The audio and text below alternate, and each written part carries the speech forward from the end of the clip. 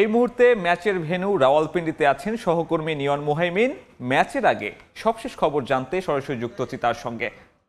নিয়ন, champions ট্রফিতে বাংলাদেশের আজ বাঁচা মরার লড়াই নিউজিল্যান্ডের বিপক্ষে রাওয়ালপিন্ডিতে। ম্যাচে যাবার আগে একটু পাকিস্তানের নিরাপত্তা ব্যবস্থা নিয়ে কথা বলতেই হচ্ছে। ম্যাচের এখনও পাক্কা 2 ঘন্টা বাকি, কিন্তু আশপাশে স্টেডিয়ামের আশপাশের 4 কিলোমিটার রেডিয়াস জুড়ে পুরো এলাকা কিন্তু কর্ডন করে রেখেছে নিরাপত্তা বাহিনীরা। কারো পক্ষে এখানে আসা আসলে সম্ভব নয়। শুধুমাত্র ম্যাচ টিকিট যাদের কাছে আছে এবং আমরা যারা মিডিয়া কর্মীরাই পাসটা বহন করছি, শুধুমাত্র তাদেরকে ছাড়ার কাউকে এর আশেপাশেও ঘেঁষতে দেওয়া হচ্ছে না।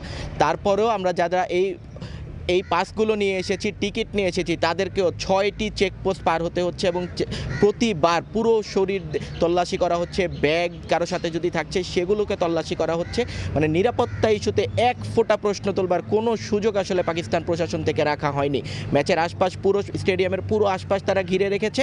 এখন পর্যন্ত আমরা সেভাবে কোনো সমর্থকদের আসতে দেখছি না। সাধারণ মানুষদেরকে হয়তোবা আমরা ধারণা করছি যে একটা নির্দিষ্ট সময় দেওয়া হয়েছে, যে তার আগে আসলে হয়তোবা তাদেরকে এখানে প্রবেশও করতে দেওয়া হবে না। কারণ আমরা অনেককেই দেখেছি মেইন যে গেটটা ছিল স্টেডিয়ামের থেকে প্রায় 4 কিলোমিটার দূরে যে মেইন গেটটা বানানো হয়েছে, তার আশেপাশে কিছু মানুষকে দেখেছিলাম, কিন্তু তারপরে আর কোনো ফ্যানকেও কিন্তু আমরা দেখিনি।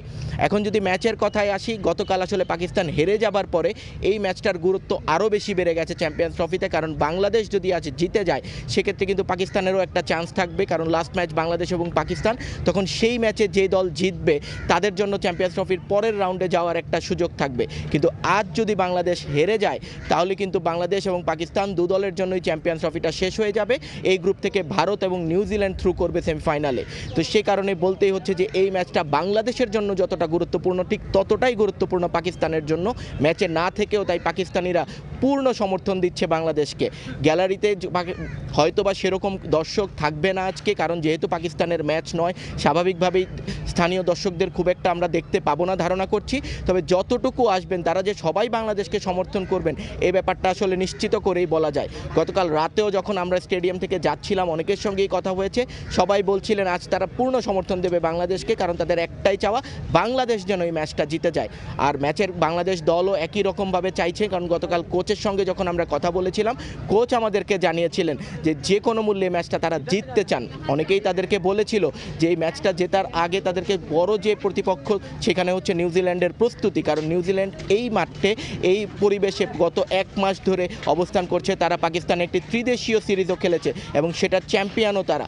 তবে আমাদের ফিল সিমন্স যেটা জানিয়েছিলেন, তারা বলেছেন বাংলাদেশেরও প্রস্তুতি যথেষ্ট হয়েছে এবং তারা এই ম্যাচটার আগে যথেষ্ট আত্মবিশ্বাসী এবং তারা মনে করে যে তারা যদি মাঠে পারফর্ম করতে পারে, তাহলে নিউজিল্যান্ডের এই প্রস্তুতিটাও আসলে খুব বেশি কাজে লাগবে না। তো ম্যাচ এখনও 2 ঘন্টা বাকি আছে। আরও 1 ঘন্টা পর টিমগুলো যখন ঢুকবে, তার পরবর্তীতে আমরা পরবর্তী আপডেটটা আপনাদেরকে জানাতে পারবো। তো এই ছিল রাওয়ালপিন্ডি থেকে আমার কাছে সব শেষ।